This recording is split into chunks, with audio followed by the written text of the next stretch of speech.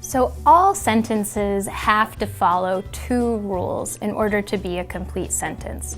Rule number one of Sentence Club is the sentence has to have at least one subject and one verb.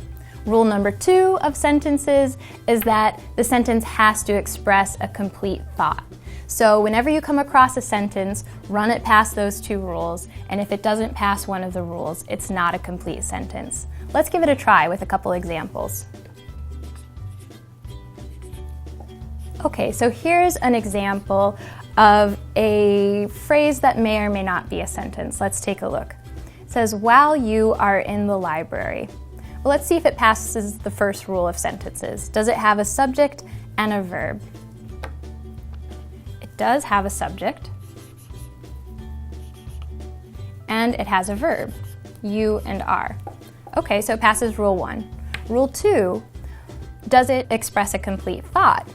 While you are in the library, it reads more like a cliffhanger. It's the beginning of a thought, but it's not the end of the thought because it doesn't let us know what happens while we are in the library. So this phrase has not earned the period. It's not a complete sentence. Let's take a look at another one.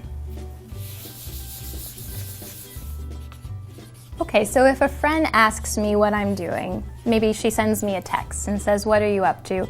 I might respond, "Walking the dog."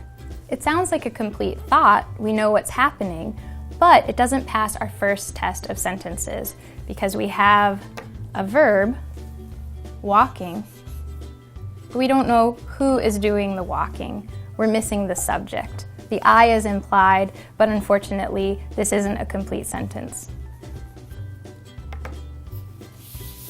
Okay, now here's a really simple phrase. It says, Joe Smith lies. Let's find out if this is a complete sentence. Do we have a subject? Well, we have Joe Smith. And do we have a verb? We have lies. Now the second rule is, do we have a complete thought? Well, yes, Joe Smith lies is a complete thought, and so therefore it's earned the period, it's a complete sentence. I hope that this gives you a good guide about how to write and identify complete and incomplete sentences.